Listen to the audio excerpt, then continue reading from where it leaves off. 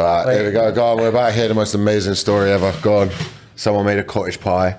Mark, you're busy enlightening us Well, about... it wasn't a story that I was intending to tell on a podcast. No, but it was a story holding up. He's got to do a 9-hour drive. 9-hour drive, We've Mark. set up the podcast, but you're about to tell us the worst story ever. So go on. This is the introduction to the podcast. Welcome to Sloss and Humphries on the road. I've got Mark Steele and Elliot Steele. First of all, gentlemen, thank you. Thank you for welcoming me into your home. I'm doing an intro, Mark. I'm doing an intro. Yeah, but No one's going to get I've away. already been interrupted. I'm interrupted the interruption. Go on then. Go on. Thank you for welcoming me into your home. Thank you, guys. Thank you for letting Speaking me... to the mic, for fuck's sake. Shut up! I don't know how to do a fucking podcast. This podcast is going to be a little bit different, folks. We've got a family on. We're going to settle some feuds. Thanks for letting me turn your kitchen into a studio, and thanks for joining me on the podcast.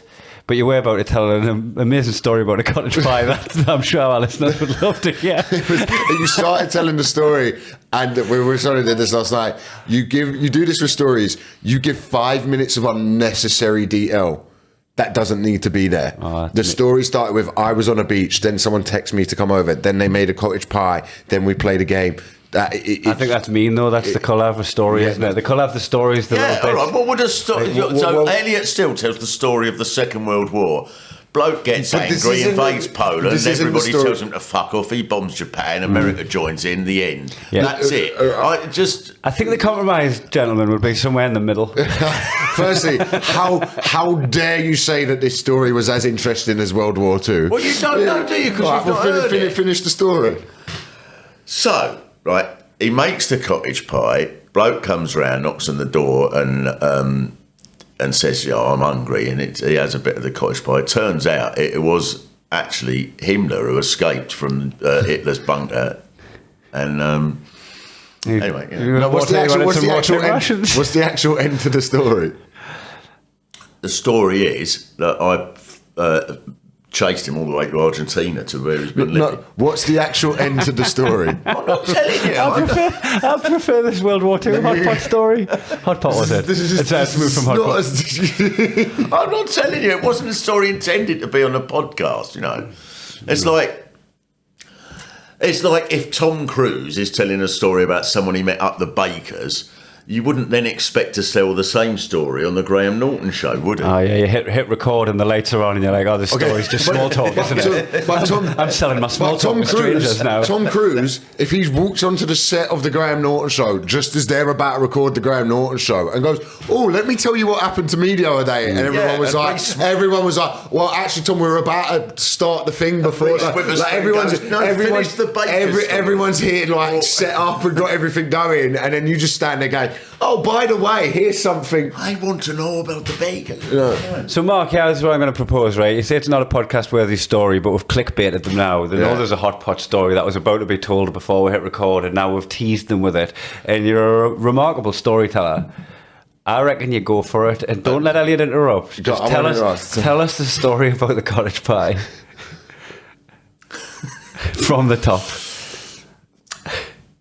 Well, it's not a very cheery story. So, you know, when you're sort of... right, here are. Have you ever been round at someone's house and there's a family and you're the only person there who isn't part of the family? Yeah, I've been there before, yes. No, but there isn't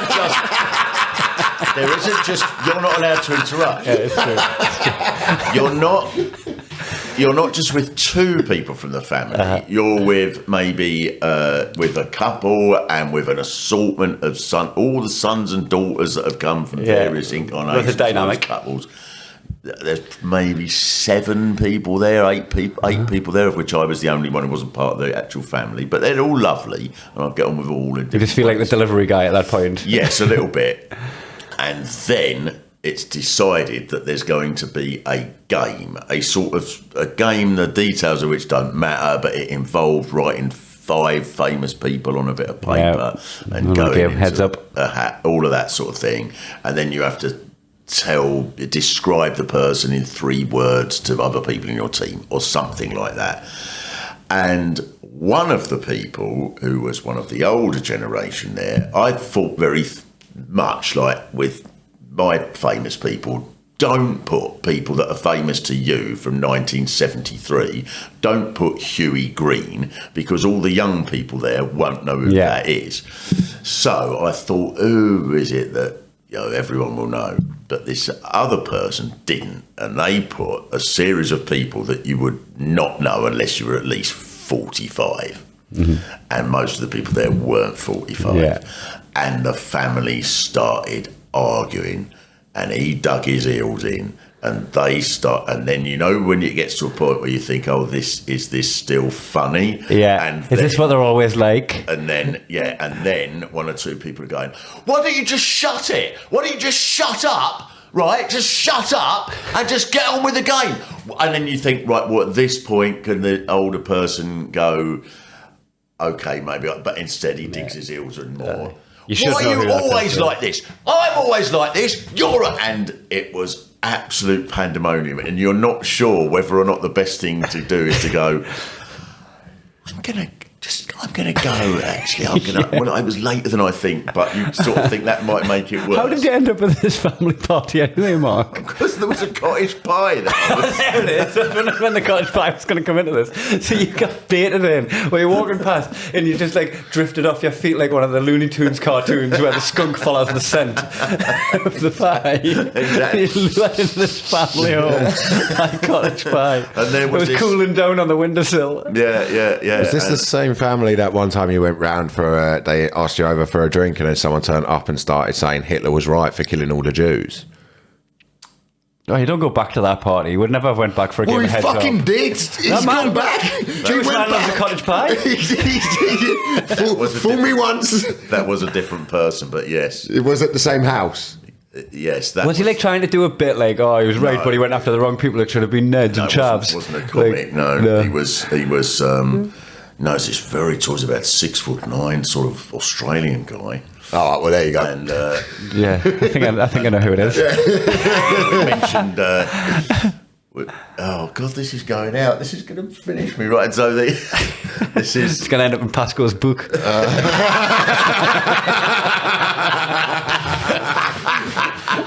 Just on that, I gigged with her a while ago, right? I remember we were. Me too, but I just managed to not have a conversation. We and I was in the group, and everyone's like, "Yeah, what did you do?" And I was like, "I'll tell you what I did. Got a lovely photo with her from the comedy store in the green room that's gone out and looked like there's no problem whatsoever. She was perfectly lovely." Yeah, of course it would be. Keyboard warrior with the book. Anyway, Steve Hughes was at the party. It wasn't anyone known to the comedy world. It's a big tall bloke who lives near here. And I saw him 2 or 3 times. He's super nice, and then he just went. We were talking about something that had happened in Israel. What Israel had done that was pretty horrible. Well, what have they done? Well, 1 or 2 things that you would hope if you went round to someone's party. You would hope that they didn't do this in the middle of the party. I went round for a cottage pie, and they ended up... This is the second cottage pie story. Is it the same cottage pie They ended story? up bombing a hospital and saying they had to because there was someone living underneath it. No, there was... And then he said, it makes you think, the Jews... They always do these things, and I wonder why they were so hated by the Germans, and there must have been a reason for it. And I went... Mate, no, you can't have that. And then he went, I'm just being devil's advocate. Devil's advocate? about fucking justifying a Holocaust? About the Holocaust? He's devil's advocate on the... No, Hitler was devil's advocate. like that spot was taken, man. They needed a devil's advocate. They needed a devil's advocate in the final solution to go, what if we don't do this? That's where devil's advocate should have been. And go, wait, we're doing what? Nah. Question this, bro. Yeah, but that's the same house. So which of these people, the family that feuded and the Australian anti-Semite, which had the best hot pot? I don't know why I keep saying hot pot instead of cottage pie. What was the more awkward one, the family argument or the Holocaust denial? And because I think the family argument would be more awkward. Well, the Holocaust denier. Awkward. It is the Holocaust denier. You can just tell him to fuck off. He was a denier. He was a Holocaust defender. Okay, right. So you can tell him to fuck off. You can tell him you think he's fundamentally wrong and that we morally disagree, and it's not uncomfortable to say that. Exactly. Whereas, you have to tiptoe on eggshells around the family feud about heads up. That's absolutely it, Kai, in a nutshell. It was, but they're not. They're all. I don't dislike any of them. They're brilliant. They're lovely, but a family feud is not a thing to. When you're the one person there that isn't part of the family, and you're sort of. We just need to watch the first 3 minutes of this podcast. No. I think that game is designed though for family feuds. Like I remember playing that with a group of friends and just falling out with Natalie because she couldn't guess Mike Tyson. No. And I was like, Boxeye was in The Hangover, tattoo on his face, and I ended up just going like one of the most famous people in the world. Start naming the most famous people in the world, and you'll get there. I was there for it. Who was the villain in Teenage Mutant Ninja Turtles? Splinter. No, Shredder, right? And they pulled a face. So good, like. It was like, we were like, hold on, is their group cheating? And Kirsty pulled a face, and Natalie then said it. And we all went, how the fuck did you get that niche reference? That is because the way the game's played properly is you describe deeply the names that you're talking about. So when somebody out of touch puts a 1940s reference in, right, and the young people don't know who it is, they hear you describe it to somebody else and then click on that description goes with that name. And if the Shredder one's like, he's got a mask on his face, right, he's got a mask on his face, he fights against the Turtles, right? And then later on, Kirsty's never watched the Turtles in her life, but she goes mask on her face and looks at Natalie and goes like that.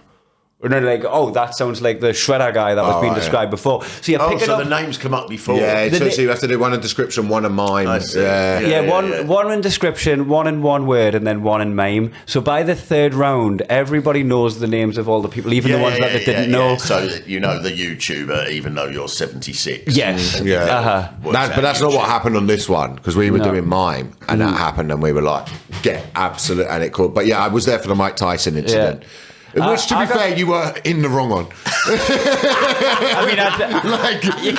Your poor wife. She was 6 glasses of wine deep. She couldn't really give a fuck about the game anymore. And you were just going, one of the most famous people in the world. Say it, just say famous people. And she's there like a bastard. She's there. Genghis Khan. No!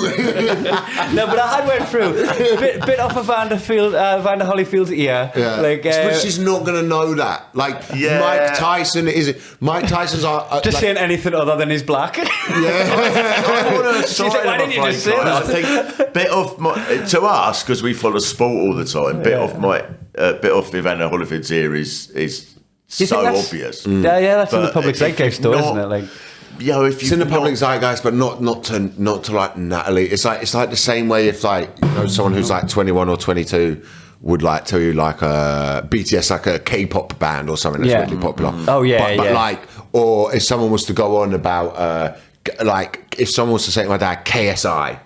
Yeah, say to me. I'm aware that person exists. I couldn't tell you what he looks like. I couldn't describe him in a game of Heads Up. Yeah, I don't know what he does. It's so famous to you, but to some people, it's just not. And that's where you're like, how the fuck do you not know this? I think I'd be playing that game something about Prime Drink. Yeah. Now, it's interesting because now that would be much more the case than, say, 40, 50 years ago. Because 40, 50 years ago, if someone was on the telly, even if you weren't particularly interested... Everybody knows who Jasper Carrot is. Everybody knows, exactly. Everybody knew who Jasper Carrot is. And now, so with comedy, there are comics who can fill the Albert Hall who we won't have heard of because they'll be the niche, they'll be the canoeing comic. And all the canoeists, everyone who's got a canoe goes to see this famous canoeing. Steve Hughes. Yeah, the subculture. The subcultures that are massive. I'd say D&D is a subculture, but that's fucking huge. Oh, dude, when I went to see Danny... Oh my God! At Wembley. Do you know what was fun? Role? Yeah, so I went to see Critical Role. Did I tell you about this? The D&D people. It was amazing. You look a bit confused at what D&D is. You know what D&D is? Dungeons and Dragons. It's a story. It's a storytelling game. It's I know what Dungeons and Dragons is. I didn't. D&D. You build a story as a team, and you suggest what the story is going to be like, and then you roll dice to see if it goes your way or not. And then the dungeon master tells the story in that direction, gets you into trouble, and then you try to roll your way out of it with storytelling and dice. It's a lot of fun. And you can immerse yourself in it as much as you want. You can get fully into character. You can just talk through what's happening. It's a fun game, and it's great to play with comics because they're creative people. But the Critical Role, they sold out. I think they sold out Wembley in 14 minutes or something. But they're voice actors. Like they're really good voice actors as well. Like they're very good, and they like really get into the character, but they'll be funny, but they'll also be very sincere when they're playing the character. So you do watch it. It was 4.5 hours long. It was fucking ridiculous. I left before the end.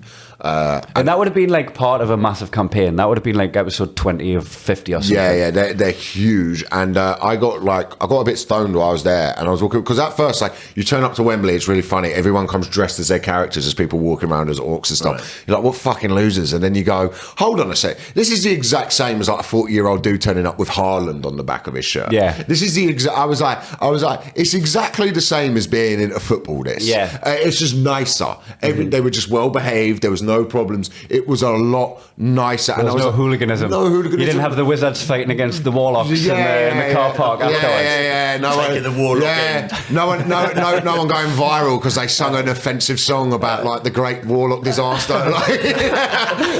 It was like everyone was just, no one using tragedy as a fucking, as like, do you know what I mean? As a thing. It was just lovely people getting on with each other. The police weren't kettling all the roads down one street.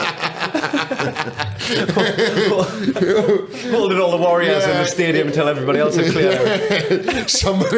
Somebody throwing like an apple at an elf because that's what they're known for. That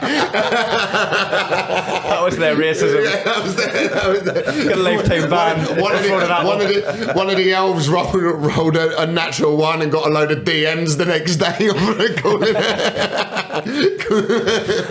DM was such a difficult acronym to use in that situation because it means direct message and dungeon master. Oh yeah. Right. Well, this is Well, you're enlightening me to a world I don't. I can semi-play. I still have to like sometimes there's the rules told to me.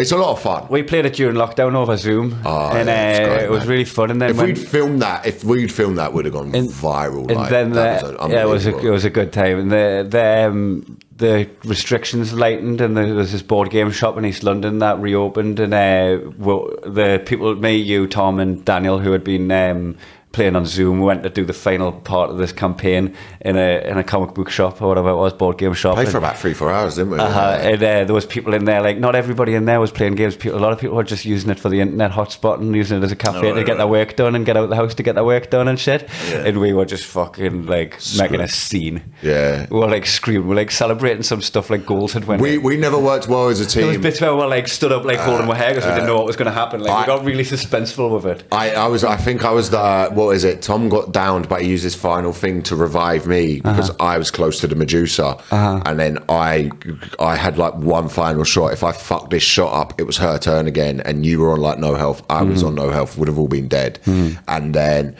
I threw the dice, hit, and like I hit like quite a bit, and you have to wait to find out if you've done enough, and then she died, and we went fucking mental. And there was like, I felt like there's people now that were invested in the game at that point because they've like eavesdropped a lot of it. It's a game. So that you're equivalent of like you needed to chip it in off the green to.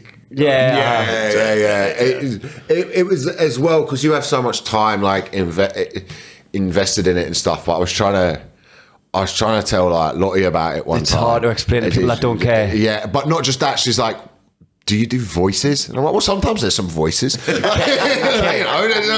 Kerry Marks is good with the voices. He would do voices. And she's like, how do you like? How have I seen you like some guy trying to like start on her an old shoot one time, and I went to deal with it. And she's like, how do you do that and that? People are complex. I'm like the crossover. You'd find everyone. I was talking to Paul Craig one time. You know, he was about to fight at Madison Square Garden against Bo Nickel. I was there to show with him. I was chatting to him, right? Big UFC fighter, but he's really good. I mean, he's ranked like 9th in his division. He's a really good fighter. And I was talking to him about D&D, and like he lives in Glasgow. He's like, I'd love to come over to Sloss one time and play D&D. Yeah, he was into that. Yeah, well, people do. I bet, probably Rocky Marciano or something probably had a rubber duck in his bath. Well, Henry Carville loves Warhammer 40k, which I've been learning the lore of. I'm never going to play it because it's just it's too much time. But you know what? Mike Tyson. Who? I've never heard of him. Mike Tyson probably had he probably had a nice collection of butterflies and then another collection of ears. He collects pigeons. Very sound to the lambs. He collects pigeons. He has a pigeon farm. Oh, does he? Yeah, I watched his podcast. He Farm pigeons? Yeah, he just loves pigeons and I stuff. guess a lot of allotments around like Blythe and Ashton and that have like pigeons and shit. They used to race them. I don't know if they do anymore, but they used to race pigeons a lot. Yeah. That was a thing, wasn't it? But that's the thing, when you like we were talking about earlier today about some people just dismiss a thing that they're not into, like football or D&D. They've just made a blanket decision. But the thing is, like, you're not letting yourself enjoy that, but you can't deny that people are enjoying that. People do it because it's good. Now you've hit on a thing here. This makes me so cross. This is when someone says that is boring.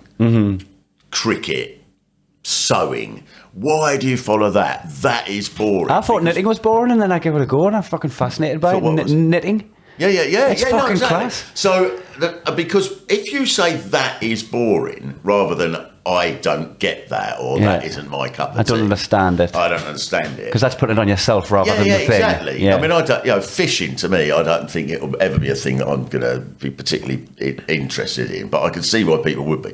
But if you say fishing is boring, you're making yourself God, deciding what is it, and also then you're determining that everybody who follows this thing is an idiot. Yeah. They've been fooled and they're pretending to like it. I think those people... Whiskey's disgusting. Whiskey's disgusting. Yeah, exactly. So you're all wrong. And I cannot... I think they need to be punished, these people. Yeah, that's pretty much Daniel's role on this podcast. Yeah. When he's on the podcast. But they should be punished. No, it's just like writing something off because he doesn't like it. But then again, he does change his tune over time. Well, he tapped out of football, didn't he? Yeah, he was there. But we're saying this. He was never really. But I think it's hard to be fully invested in football if the team doesn't have like an actual connection to you. Like he's Scottish and supports Chelsea, and then if Chelsea start doing bad, like why does he have to hang around? It's like he chose a team when he was 9. Whereas like I've like got a feeling for Newcastle. It's intertwined you guys with Crystal Palace. It's intertwined into who you are. I backed off my love of because I with football. It was after England lost to Italy in the final. I went, I can't let this dictate my happiness anymore. Like even during the Euros when we were losing to Slovakia and before Bellingham scored the overhead kick, I went even in the group, I went, this is funny. Like objectively, this is hilarious. Yeah. It's annoying that it's happening to me, but I can't not. I'm not going to let this wind me up. This has to be funny, and I now have that with Crystal Palace, where I'm like, I don't let football dictate my mood anymore. So when we lost to Spain in the final this time, I went with my mates and Lottie, and we just went and got a couple of cocktails afterwards, and we had a really nice night, and I just saw it as a nice night out. Yeah. And there's a lot more surrounding football than just your own team's success. Like the way I started enjoying, because obviously Newcastle went through a rough patch for about 14 years, and that was really hard for me because I couldn't get my head. I only wanted to watch the Newcastle games. I didn't care about anything else. And the Newcastle games were shit. It was like fucking good. Like going to the stadium was like going to do your chores at times during that time, right? But then that's when you're an actual fan. Like that's what being a football fan when is. You went down to the 3rd division. No, that would have been before my time if we were anything lower than what is now the Championship. We went to the Championship twice in my lifetime and we got promoted back up straight away. And I know that's a privileged position considering a lot of clubs don't even spend years and years without getting in the Prem. So I do check my privilege on that shit. But it was tough to watch when your expectations are the entertainers, right? That's what I come up football sentient. It was like fucking Keegan's, like Andy Cole, Shearer, like that sort of like generation. And then you expect that to be the rest of your life and it's not. And the way I started enjoying football is I just zoomed out a step and started enjoying the league and just enjoy the actual league itself and just like the story of like everything that's happening instead of just of course that's the main focus is Newcastle, but I can still enjoy football without my team's success. Yeah, it's but that like the immediate dismissal of a thing, but there are things that are intrinsically boring. Like I will always say watching Jiu-Jitsu is the most boring fucking thing in the world. And that's as a practitioner. Yeah, like Jiu-Jitsu is an incredibly like. I wouldn't say it was boring when I watched you in Jiu-Jitsu. But that's because you knew someone who was doing it. If you went to watch Jiu-Jitsu, it falls down as a sport. Why it will never get massive is because I can stick on the UFC or I can stick on boxing in front of a girl or a group of people who aren't into it, and they can immediately get invested because it was very simple to understand. That person needs to knock that person out. You can very quickly tell who's doing well, who's doing badly, what's going, and then suddenly it can switch at any moment. So that's exciting. Jiu-Jitsu can be 3 minutes of fighting for hand position on the floor. Yeah. That is not exciting. Yeah, And that's I can see that. And the great thing I always say this about the marvellous thing about sport, and indeed come back to the thing of people who dismiss sport or particular sports.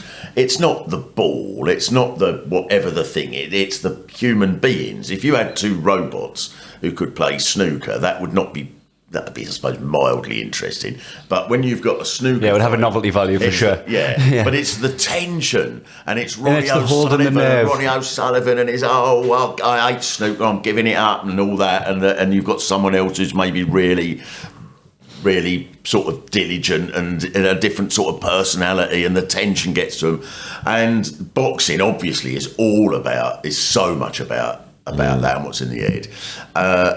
But with Jiu-Jitsu, when I've come to the tournaments, it's the whole paraphernalia of it I find fascinating. I think this is Jiu-Jitsu, not the most popular sport in Britain, and the immense amount of effort that's gone into creating the Jiu-Jitsu tournament in one area. And there's like 200 competitors and 40 referees, and they've all had to bring boards with electronic scoreboards and mats and stuff for the coffees, and people are taking the notes, and someone's had to get the trophies, and it's just this, I find it incredibly moving that so much effort, and none of them are getting paid, or they might be getting their expenses, I don't know. And then people have dismissed it as like, oh, it's just an excuse for men to cuddle each other. Yeah. And I think Which it also is that. It's a fucking gay sport. Let's not beat around the bush.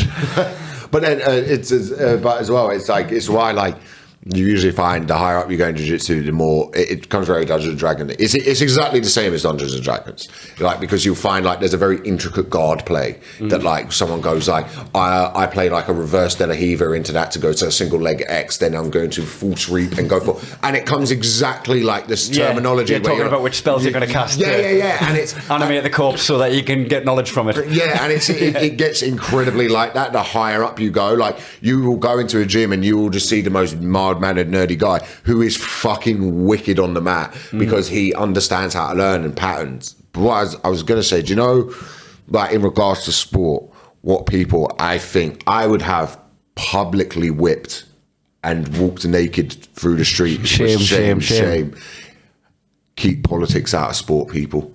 There is nobody who doesn't understand sport less than those people, because the whole point of sport is it's political. Celtic Rangers is that's not about football. That's about the immense amount of politics involved in it. The reason Muhammad Ali is look, there have been better boxers than Muhammad Ali, but the political. Look, this pains me to say, Floyd Mayweather is a better boxer than Muhammad Ali, right? He is. Yeah, people don't like hearing that. They don't want to hear that. He is.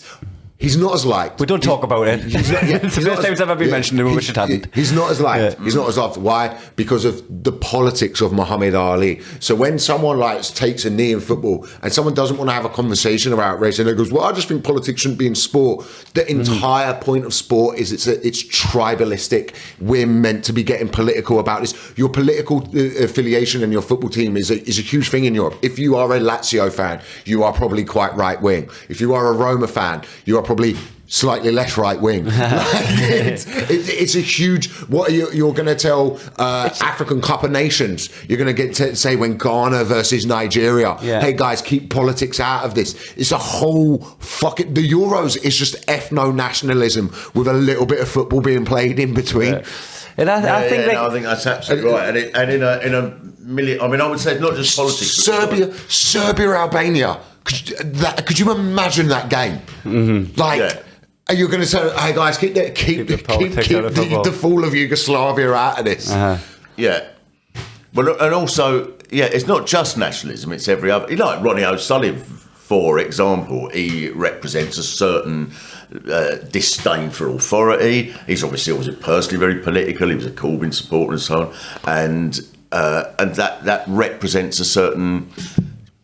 Tiger Woods becoming probably the second greatest golfer of all time as a black man in a sport that routinely barred black people from playing on, including one of the courses So sport has been won majors on.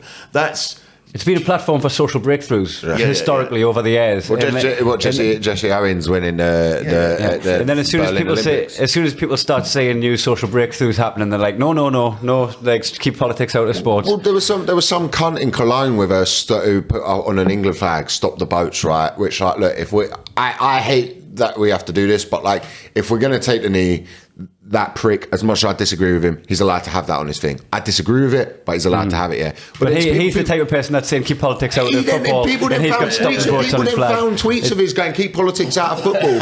And now it's like, well, go fuck, no. Fucking, you don't get to do this. And it's the exact same as people. They'll say keep politics out of football and then complain about the price of a pint. Which that'll be like to do with tax levies and shit. Even at a subtler level, like the England football team of under Southgate that started doing better. One of the reasons it started doing better was that Southgate, and also I think the FA allowed him to do this, understood that the old ways of thinking of the England team, that we were just going to win naturally because we were England and all that sort of empire, all the hostility between different players because they were from different clubs. There was a big division in the past, wasn't there? The media focus on wives and girlfriends, yes, and personal lives. The racism that would have been there, that when black players raised racism, that would have been the blatant racism in the news about, like, if Harry Kane buys a car for his mother, he's a golden boy. If Raheem Sterling did it, if Raheem Sterling did it, he was flashing the cash. And Southgate was aware of that, and that was a big part of him. That was a big part of his. That's why the players always defended him, weren't it? You know, so he put out the statement in support of Black Lives Matter. He allowed people like Mings and so on to make those statements that were very explicit, condemning racism. That before they would have said no, don't do that. They said in advance. Before the Italy match, we're not going to go to number 10 when Boris Johnson's in as the Prime Minister and so on. Applauded Rashford and all of his social activism. Rashford, all of that. That was a huge thing. And similarly, with the cricket, the Brendan McCullum, Ben Stokes era, that's an era in which they've gone, look, we don't encourage players if we're just screaming at them, yelling at them, dropping them if they make one mistake and so on. We're going to have this sort of extreme positivity. We're going to back people if they... And it's been a whole different way of playing, a whole different way of Moeen Ali and so on. They didn't do all the champagne thing. What was that one? Because Moeen Ali's a Muslim and that he wouldn't want to be. So all of that way of thinking. I don't think I'd spraying your Muslim friend with booze, like that's just rude. Yeah. No cricketer. If you did that 40 years ago, if you mentioned, he doesn't want to have, but they'd have just said, well, if he doesn't like it, he can bloody well get back, Yeah. So it's integral. It's part of sport, social attitudes and so on. You can't. It not only is it part of it, it drives it. Like you're saying about Ali. Well, I just find it like, there's this, we're talking like you are allowed to put, I can't stop you putting "Stop the Boats" on an England flag, but you're exactly the kind of, firstly, like... Yeah, so you'll get people that are saying keep politics out of football and then kick off if somebody doesn't wear a poppy. And you're like, it's the hypocrisy of it more than anything. It's like they're like, I want my politics in football and that's all. I want football to be singing from my hymn sheet. We were talking about this the other day, right? You see people get so angry over the poppy stuff. Why haven't you fought in the army? If you love it so much, you fucking coward. Yeah. Like what do you want about? If you work? Yeah, but you're the one screaming at people. Make them join the army. Listen, you go join the army. So we can respect the troops as if you are one. Yeah. Why are you screaming at me for no? There's no thing that I have to respect the troops. What am I respecting them for? For defending my freedom from bombing a Yemeni wedding? Like, why am I? What am I respecting? Well, thank you for that. Thank you. I might have been invited to a wedding once, but now I'm not going to because you've blown them all to smithereens. So that's great. Cheers. I don't have to go to that now. So I'm going to wear a flower for your mate who got blown up in the country that we shouldn't have been in. What the fuck am I wearing? Like, why is that on me? Why is that my issue? And when you say that to the person, do they? Does that win them round? Look, He's a coward. I would say I Someone's listening to you right now. He's going to rip your fucking head off. Ha, stop it. Ha, no. Do you know how I avoided PTSD? I didn't go out in a war zone. That was my way of getting out of it. You would have been terrible in a war zone. Me? I'd have been fucking class. You would have been too fucking clumsy. You would have thrown the pin and kept the grenade. Then a bit of idea, people would be screaming and so on. You got to go get the medikit, and I go, oh, bruv, that's like all the way over there, you know. Nah, man, it'll be all right. Come on. Right, I know a shortcut. I would be such a coward in a war. There's a newsreader who. Oh, what's his name? Right, it's a newsreader who used to do the Today programme. Not Hugh Edwards. No. Hugh Edwards definitely would not have done this. And I was on the Today programme once, and there was a soldier that was being interviewed on the phone, and this soldier had PTSD, and he said, you have to be careful a bit with me because I've got PTSD from an incident that happened in Afghanistan or something. And this newsreader did this little interview with him. And then well, exactly. So at the end, then when there was a sort of little break for the weather or something, I said, I reckon you were fighting the temptation there all through that interview to suddenly go, on the other hand, one thing I would like, boom! And I thought, is that a really terrible thing to say to this really earnest sort of, and he went, oh, if only I had have done. If only I had have done. That would have been hilarious. Oh, but the the fucking squaddy would love that because they've got the sickest sense of humour. They fucking love that shit, man. Imagine the trouble you'd get in, though. With us now, we've got this post-traumatic stress disorder. And one thing I should ask you, and which regiment would... Imagine the shit you would get in for that. But yeah, you're right. The squaddy would love it. Once they recovered. But isn't it with like a popper as well? It's like if you wear it, I get it. It's a mark of respect, right? But something's no longer a mark of respect if you force everyone to wear it. It's an enforced thing. So that means the people who are wearing it have to wear it because you don't want to get yelled at. So then you can't tell who's wearing it because they're genuinely like, look, I think. Well, no one is forced to wear it. Can I remind you something that I found this really upsetting actually. But I don't know if you remember this. Is it a fight I got in at school about it? No, I don't know about that. Tell us about that in a minute. You were about, I wonder what age, 6 maybe, and you'd bought a poppy, I think, in a shopping centre or something like that. And I said, like, a classic liberal, earnest dad, I went, right, good that you bought a poppy or something like that. And then I went through the reasons why I don't get a poppy, and that it's sort of that poppies are made as part of the Haig Foundation, and Haig was one of the generals in the First World War who was responsible for it. I don't know. And then you just started crying. And I thought, upset your son instead of letting him just respect the troops. I felt such a twat. Do you remember that? No, I was. But my thing with it is that I'll get a poppy because I think like the people who are sent to war to die, and the people who my granddad was in the RAF. My friends have been at war. Like I like fucking respecting the troops when the time comes around. Like, you don't have to agree with the fucking politics of all of the wars to just go, those motherfuckers put their lives on the line for us. I just find it hypocritical when like you're going to go see. As Armistice Day comes around, you're going to go see people like who are politicians and stuff wearing a poppy, laying a wreath, and it's like. You're the fucking cunts who send people a war. Yeah. Like this is so. Like, as I got a bit older, I was like, I'm happy to wear the poppy because some guy who's the Tories. It's the Tories going clap for the NHS while fucking underfunding them. Yeah. It's exactly that. The reason we're clapping and the reason they're fucking like on the front line right now is because like you've got us into this mess. I don't have this thing that, and also there's like a thing as I get older, I kind of look at like England flags, and I like wearing an England flag during the football and stuff like that. But there's an aggressive part of it that makes me step back, where it's like, where's your poppy? And those are the people that I always think, why don't you? Why, if you're so into this, you should have been in the army. Did you ever try to go? I tried to sign up for the RAF. Did you ever? Was that even on your? Fucking was that even on your radar? I used to be obsessed with the SAS and like fitness and running and stuff. Like when I was like 16, and I wanted to like. I reckon if I had a year of being unemployed, I'd have done it.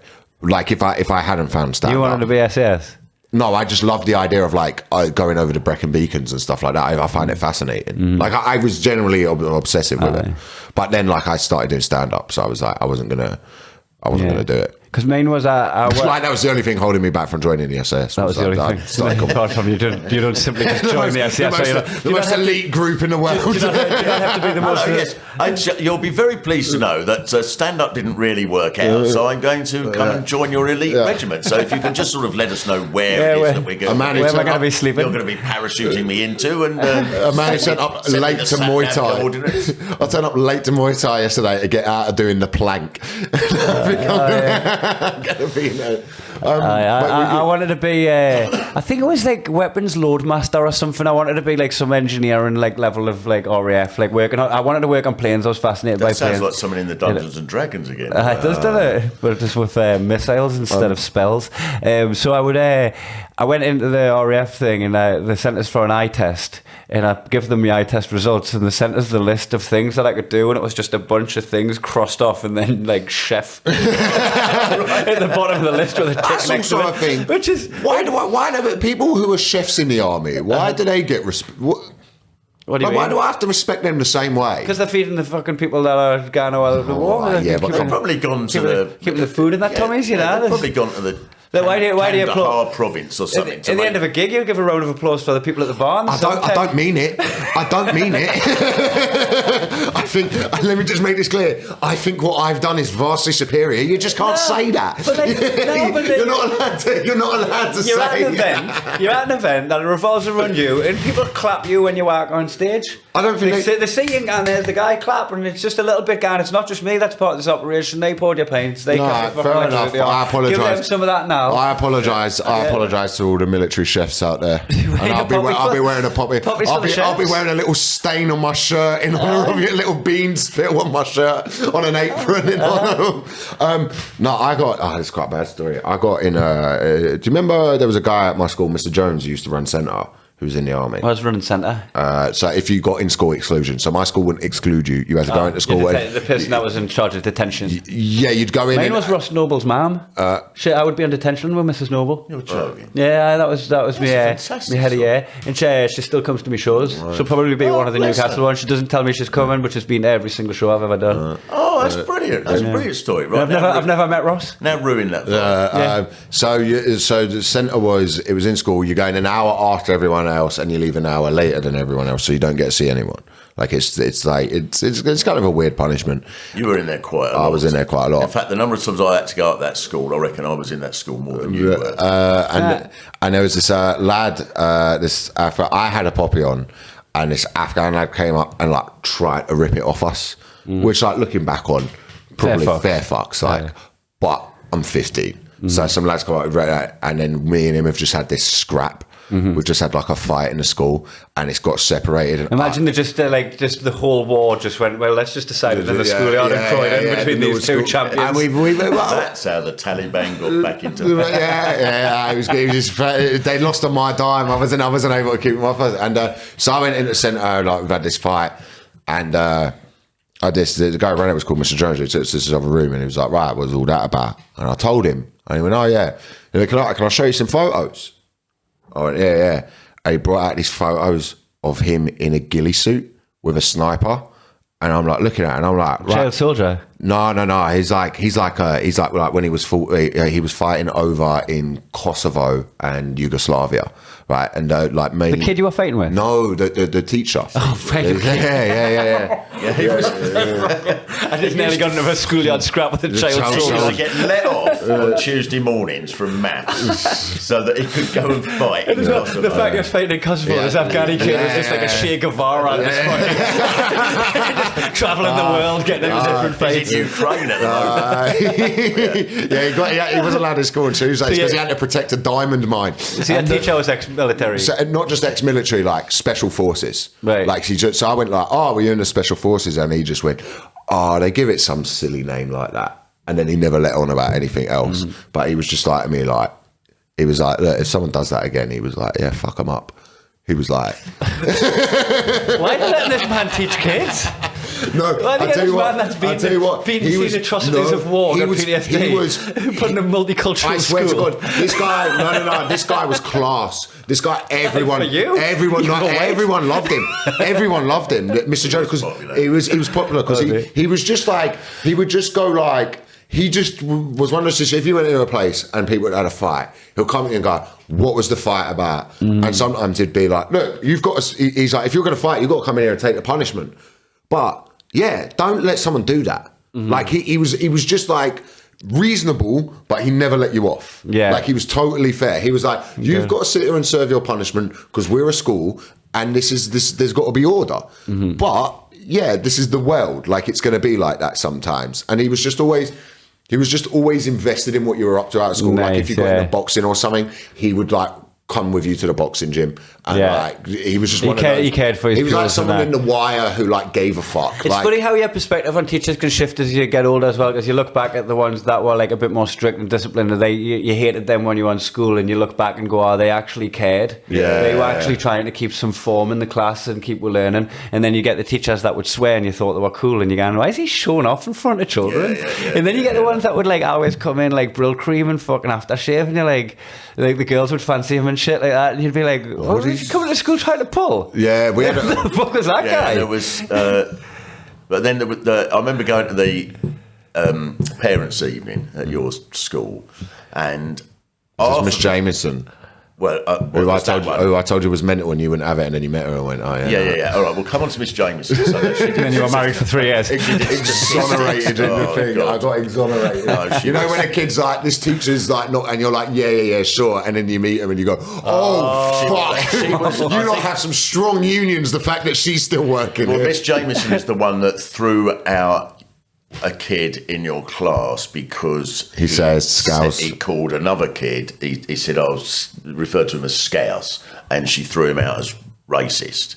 And then Elliot stuck up for the kid, going, "It's not racist to say that someone's Scouse." Yeah. And then you got in trouble for that as well. I got called racist. I was called into the school, and I said, honestly, Miss James and I can see that it's Scouse isn't a slur. Scouse is that's something that is. By the way, he was saying what he was talking about was Liverpool were playing Cardiff at the time the League Cup final. So he was going, they're playing the Scousers. That's what he said. He wasn't. It wasn't like, oh, you're broken into someone's car, you must be Scouse. Like, it wasn't just to clear that up. It wasn't that. It was Cardiff was playing Liverpool, and he went, oh, Cardiff are playing the Scousers. That was the thing. So it wasn't even like a cheap joke. She just took it as a slur. So she took it as a slur. Didn't understand. Wasn't prepared. And then worse is not if you could imagine someone sort of doing that and then going. Kid she threw out was black, by the way. She told a black kid to leave. She's a white woman. Told him he was racist for saying Scouse. Then told him. That's nuts. So there was times I had to come down to your side, and then and she was statistics, wasn't she? Yeah. And then there was a period during Elliot's last year there where I went into the parents' evening, and these two hated each other. They were sat there opposite and she said, I don't like having him in my class. I really don't want him in the class. And I said, this is probably the only bit of diplomacy I've ever done in my life that works. I said, right, I might have a solution here. Right, Elliot really hates being in your class. You really don't like Elliot being in your class. Why don't we just say Elliot doesn't come to your class anymore? And she went, yes.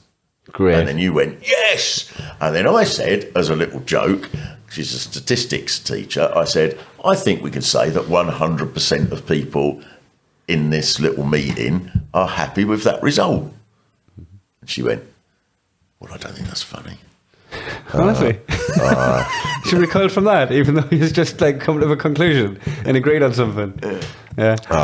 She was bad. And then what did you do for that hour of school? I just had an extra hour in bed. Did it? Oh, yeah, it was double. It was a double period on Monday and a single period on Wednesday. And then one time, I had the football teacher at school was like, well, "There's another PE class going on now where we just have like, he's like, we play football. Do you want to come and just like play footy?" So I just ended up on Mondays going in and play footy. Did you ever actually skive at any point? Oh yeah. Like tell your dad you're going into school, leave for school, and then not go. Me and my mate Harry had this thing on every Thursday. We found this like hole in the fence we could get at, and I wouldn't go to my English class, right? But my mate, What? yeah. And I would just. Why do you think his English is so bad? Listen how you speak and how he speaks. Which one skipped English? But like I was, Jeez, but that so hole in the fence is responsible for all your grammatical inadequacies. Well, so my mate Harry was like known because he had this big red. He was a big lad and he had like a big red jacket that he'd wear, right? So everyone would like joke about calling him Red Riding Hood, whatever. And one day he's like, you'd have to go up, like climb, stand on this fence, like stand on a brick wall, and there was a hole in the fence, and it was like someone's house, and you come out on their drive, and you walk off, and he lived like over the road from the school, so we'd walk around the back ways, go, right? He's climbing through the fence, and the teacher just leant out the window and went, "Oh, bye then, Harry," and he just kept going, right? And he turned around and went, "Fuck you," and just kept going, right? Yeah, vulnerable, there's nothing I I'm can stood do. there, I haven't gone through yet, she hasn't seen me. I was like, I can't just leave him. I can't leave him. Like, I can't just let my mate go. So I was like, but I can't So you go. put your mustache, nose, and glasses on. Even worse, I just walked out the front exit. Never got caught. So he got caught and given like a load of detention. I walked out the front exit and no one was none the wiser. Yeah. But there was At a least couple, you didn't snitch on him. no, but there was a couple times where I'd like just, but this was like sort of year 10 and 11, and it's kind of where I realised like a thing that I still have with authority now is if you just. It was in my sixth form. There was a class on Friday, so the way my sixth form worked, I'd go in for my double media session, right? But I lived like 5. Skiving sixth form is so ridiculous because it's fucking optional. It's voluntary. Well, so this is no, but It's like me skiving the Navy that I'm not in. It's like leaving the tomato off your breakfast when you went to the buffet to collect your food. Yeah. I 100% agree with you, right? But this was the thing. So I had a double period in the morning. Then there was a double period of free time. So like our break was like 2 hours long. And then you had, but the final lesson wasn't a thing that I signed up for. It was like a thing where you check in the week and you go and like we were 16 years old and you go in and you watch a video about learning to learn and the best way for you to. And I was like, this is the last thing on a Friday. I'm not sticking around school for an extra 2 hours to do this fucking 40-minute class. Never went once. Like from the first week to like 12 weeks in, like we've had like half term, we like broke for Christmas, and in 1 week they just clocked that I'd never gone, and they were like, you get these things called penalty points, where if you get 15, you're permanently excluded.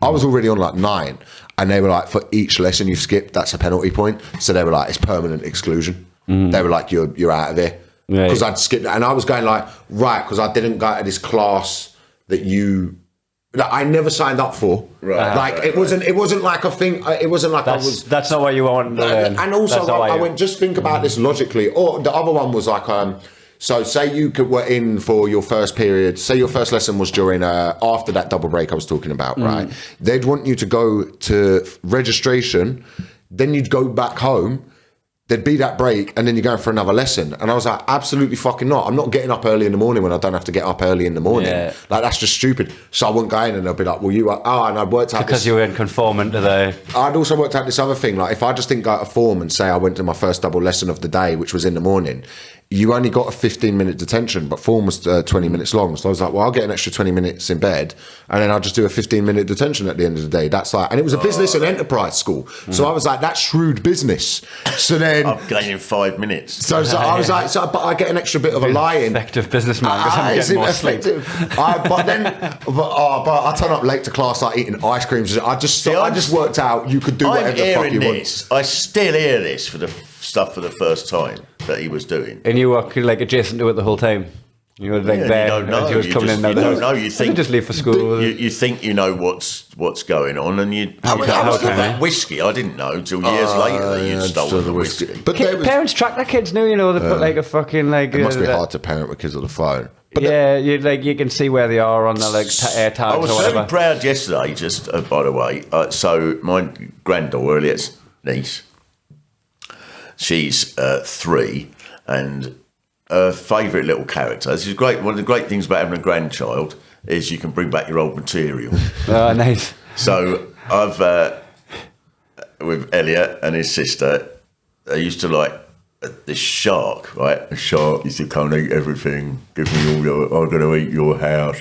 No, shark, don't eat my house. Well, I'm hungry. This was only 2 weeks ago. Stop doing it. I still love it. You're not going to come in. Did you enjoy that? Still now I get him come in and do it before bed. So anyway, I can sleep. I'm going to take all your drugs because I'm hungry. So she likes the shark, and sometimes she'll go, Dad, because Dad, is there a shark? And they'll go out the room, come back and go, I'm hungry. I've just eaten your bedroom. Oh, shark. And then I was wanting to go up the co-op, right? So that's only about sort of 3 minutes walk. You forgot to snap at a character. I said,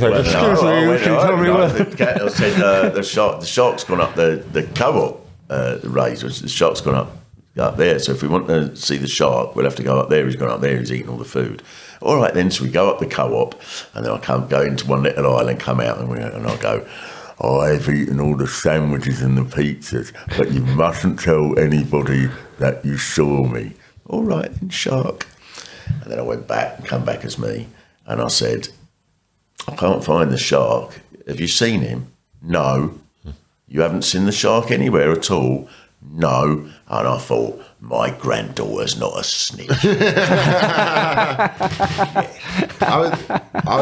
Elliot used to rat that shark out all the time. He's a fucking knock. Knock on the shark. I was just going to say, I was like the first, like talk about like phones and that. So I was like the first generation of like phones coming into school.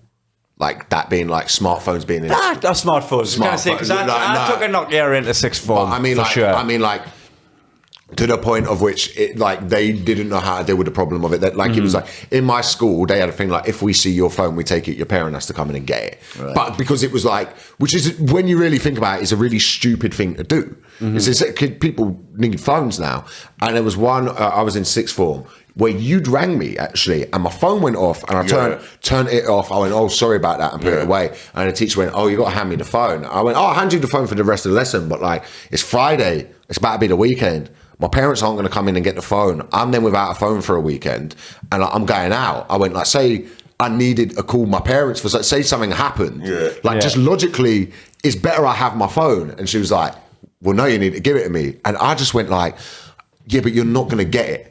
I was like, so let's drop this now, because like we're just wasting everyone's time. And so she went, well, I've got to call corridor support, which is just, is that just one of the nerdy kids? No, it's one of the teachers with a pocket protector. Some teacher comes, and I was like, you can go get the president of the United States. I'm not handing over the phone. Like it's not happening. That would have been quite the army around the school. But like no one, you can't physically quite a call to the White House. But you I'm afraid I'm too busy at the moment, sir. So I was just, so it ended up, it's like they kept going up the ladder. But it's the kid that won the war against Afghanistan. It's an important delegate. So it eventually ends up with me and like the head teachers of it, because they sent me out of class. They were doing all these things, and I was going, but the whole time I still stand back. I was correct. I was going, you're dragging me out of education now for a thing that you could just be reasonable on. Like I know that going off, like I was in the wrong. And this whole time nobody's learning. The whole time, class, the class is starting to disengage because she's now arguing with Elliot. Well, people were going in the class like, don't hand over the phone. Like the kids in the class started like coming on my side. All of a sudden they got like picket fence. My mate Jacob got sent out for just my mate Jacob got sent out because he was there going like, why, like, right? So we're meant to be doing something today and we're not, because you can't back down on this. Like he like came out like just like, this is stupid. So it ended up with me in the head teacher's office. There's like 5 minutes that this has gone on like the whole period, and he's gone like, look, can you just give me the phone? You'll go back to class and then come back here and I'll give you the phone back. And I went, he's resolved it like you're both children. So I was like, all right. So I gave him the phone, and I came back 5 minutes later, and he gave me this like lecture on like, needing to respect authority, and gave me the phone back. And I was just like, the whole time going like, that was a risk on your part, because that teacher would have been like, psych, motherfucker. If they had that way. That was the only possible outcome in the end, wasn't it? But I get what you're saying, but like, that's where school, I was glad I did school, but I think there's a thing where it teaches you a thing with sometimes authority, or you should question authority. You should question that, like, right, you know, when a company has a rule in place, like, you know, when you get somewhere and they're like, oh, we can't do that, sir. And you go, why? Yeah, like, why? You come a nuisance enough to the point where you go, that's not a law, that's not a thing.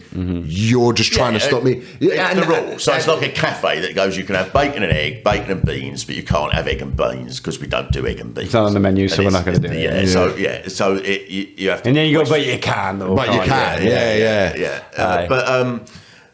So I remember, like, this is two instances I remember from parents' evening. One was the teacher who said that she told you off because you'd said, I just don't think that you listen to us. Do you remember this? You just don't listen to us, miss.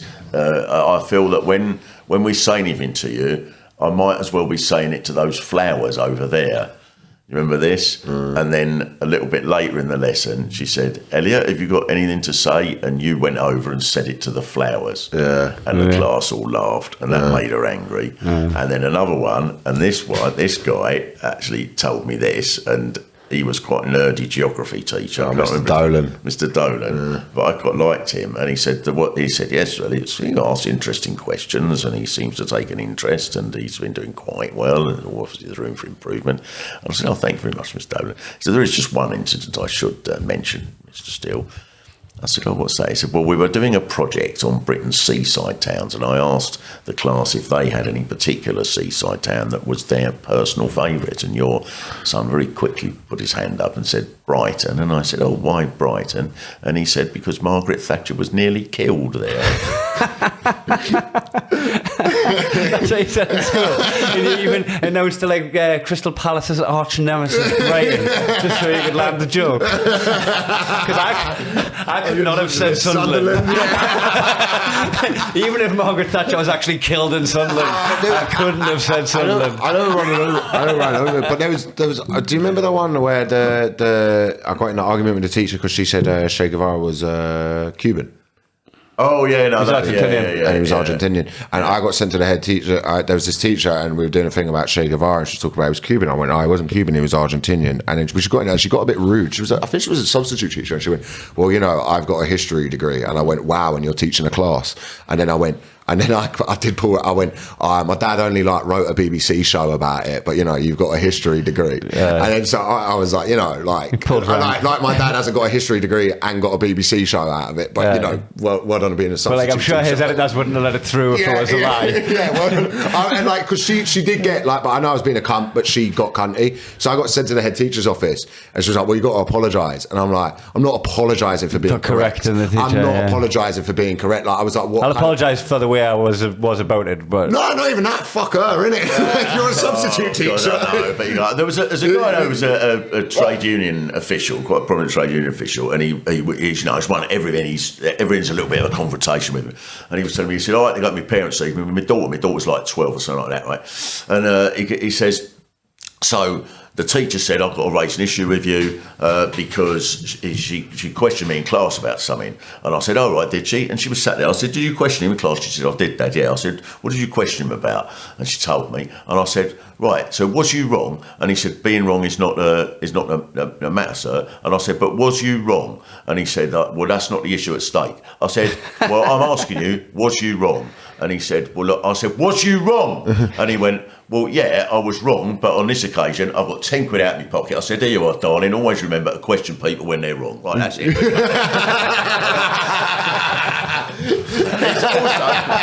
He's also the same bloke who was sort of emceeing this big political rally. I can't remember what the issue was now, in London. Somewhere, thousands of people there. And he was sort of introducing various people, and I was about to go and speak.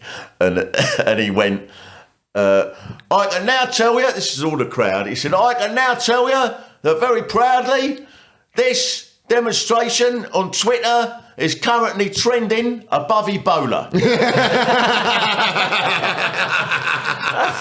That's the goal, that's where we all want to be. You want to be trending above all the illnesses. Man, I could do this all day. This has been fucking class, finding out about your school days and shit from your dad's perspective. I was such a little cunt when I was retelling those stories. I was like, I'm in the wrong. But I've got a 9-hour drive back to Glasgow because we've just done a few dates of the tour. We're like a week into the tour. There's plenty more dates to see. KaiHumphries.com if you want to see me. It's been good, hasn't it? Yeah, I can't do some Newcastle dates with you. Yeah, please do. And that Brighton gig was meant last night. And thanks for having us here. Do you have a tour to plug yourself, Mark? Oh, I've got a tour to plug, but it's been announced. When does this go out? This will be out tomorrow. Been announced on the 24th, so I think there's about 40 dates coming up. Yeah. I don't know where they are, but they'll be all over the place. Yeah, so keep an eye if Mark Steele's going to be coming to somewhere near you, and go see him because he's class. And Elliot, you've got your social. I'll be announcing things within the next few months. And I'll see you on the road, and I'll see you on the next podcast. Thank you very much.